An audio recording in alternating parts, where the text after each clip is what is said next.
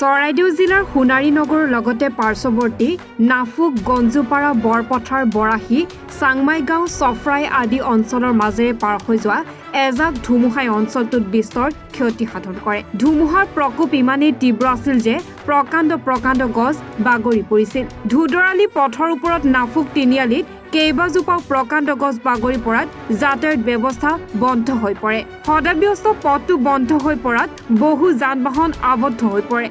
ইফালে ধুমুহাত বহু পৰিয়ালৰ বাসগৃহ ভঁৰাল ক্ষতিগ্ৰস্ত হয়।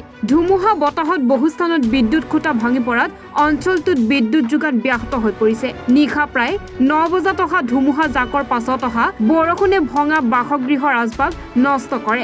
আন্ধাৰ হোৱাৰ বাবে উদ্ধাৰ অভিযান চলোৱাত সমস্যাৰ সৃষ্টি হয়। খন্তে সময় আগতে যি এক বিধ্বংসী ধুমুহা আমাৰ নাফুক অঞ্চলৰ মাজেৰে পাৰ হৈ যোৱাত আমাৰ অঞ্চলটো বিস্তৰ ক্ষতি হয়। আৰু বিশেষকৈ মানে আমাৰ ধুদৰালিৰ ওপৰত কেইবাজোপাও নাফুক বৃহৎ গছ বাগৰি পৰাত সম্প্ৰতি গোটেই পথটো অৱৰোধ হৈ গৈছে আৰু পথটো বন্ধ হৈ গৈছে। লগতে ইয়াত দাঁতিকাষৰীয়া যিবিলাক অঞ্চল আছে, নাফুক, নাহনিবাম, চাংমাই গাঁও ইত্যাদি নাফুক বাগিচা বিভিন্ন ঠাইত বিভিন্ন ঘৰ দুৱাৰ ভাঙি বিস্তৰ ক্ষতিসাধন হৈছে। আৰু ইতিমধ্যে সমগ্ৰ আমাৰ অঞ্চলত যিমান বাটপথ আছিলে সমূহ বাটপথ বন্ধ হৈ পৰিছে। লগতে কেইবাটাও বৈদ্যুতিক খুঁটা ভাগি পৰাত আমাৰ বৈদ্যুতিক বিচ্ছিন্ন হৈ পৰিছে আৰু ৰাইজৰ আমাৰ বিস্তৰ ক্ষতি হৈছে বুলি আমি গম পাইছোঁ।